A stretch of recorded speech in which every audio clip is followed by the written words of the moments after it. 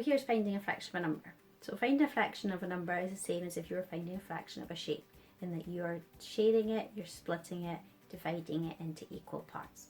And it's your denominator, the number on the bottom of the fraction, that tells you how many of those equal parts that you're going to need. So here's just a few examples. Here I've got 12 cubes. That's the number that I'm going to be dividing. If you were asked to find 1/4 of 12, well, what you're being asked there is to take your 12 and divide it into 4 groups. And you know that by your denominator on the bottom. Here's your 4 groups, and in each of my 4 equal groups I have 3. 3, 6, 9, 12. So 1/4 of 12 equals 3. However, you might be asked to find more than just 1/4 of a number. You might be asked to find 3/4 of a number, such as 12. And if you're asked to find 3/4 of a number, you have to do 2 separate steps. The first steps is what we've done up here, which was our 12 divided by the 4. So you've done your 12, you've divided by your denominator on the bottom. So your denominator is the number you divide by. So your 12 divided by 4, we already know that's 3. But we've not got 1, we have 3/4. So you have 3, 6, 9. So you've divided it by 4, you then need to multiply that answer by 3. So 1/4 is 3, 2/4 is 6, 3/4 is 9. Divided by your denominator, multiplied by your numerator. Here's another example using a slightly bigger number. So here on this sheet I have 40 cupcakes. So we're going to divide, we're going to share these cupcakes. So there's 40 cupcakes altogether, and we're going to start by finding 1/5 of the 40.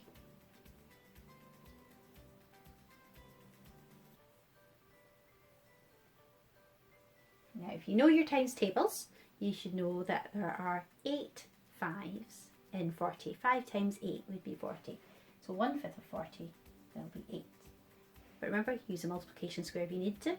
Showing it here with my picture, you're taking your 40 cupcakes and you're splitting it into 5 equal groups. So when you take your 40 and you divide it into 5 equal groups, you end up with 8 in each group.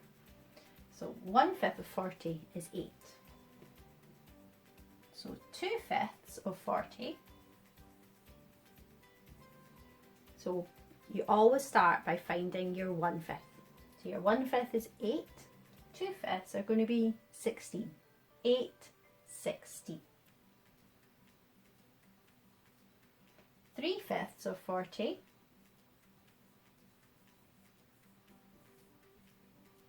would be 24. 8 16 24. 4/5 of 40 would equal 8 16 24 32. So here's a question that you might be asked. 3/7 of 35. So your first step is dividing it by your denominator, finding out what 1/7 would be. You've got your 35, split it into 7 equal parts. What would one of those 7 parts be equal to? So we take our 35 and we divide it by 7, and that would be 5. There are 5 7s in 35. You then think, well, I don't just want 1/7, I've got 3 7s. So you have to multiply this answer by your number on the top. So 5 times 3 is 15. So that's the answer to your question. 5, 10, 50. Here's a few more examples using a bigger number. So there's 4 people here: Anna, Joey, Fred and Angela, and they're all running a 1 kilometre race. And they all managed to go a certain amount of distance, and their distances are given here in fractions. So we have to work out how far they all got. So 1 kilometre, it's going to be quite tricky to find a fraction of a kilometre. So what you have to do first of all is change that to metres. So 1 kilometre is 1,000 metres. So we're going to work with that. Half of 1,000 is 500. So Anna went 500 metres. Now the next one, Joey, he went 3/5. So what I've said to do first is find out what 1/5 would be. So 1,000 divided by 5 would be 200. So that's 1/5. But you then have to multiply that by 3. So altogether, Joey was able to run 600 metres of that race.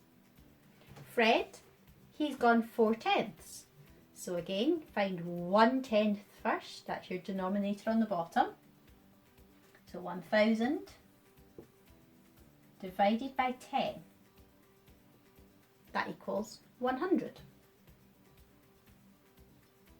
So 1/10 is 100, but he's gone 4/10. So 4/10, you're going to multiply that answer by 4. So Fred managed to go 400 metres. Angela, she's gone 1/1600. So our denominator on the bottom is 100. So we're going to divide by 100 first. 1,000 divided by 100 is going to equal 10. You then multiply that by your number on the top, 10 times 60, and that will equal 160.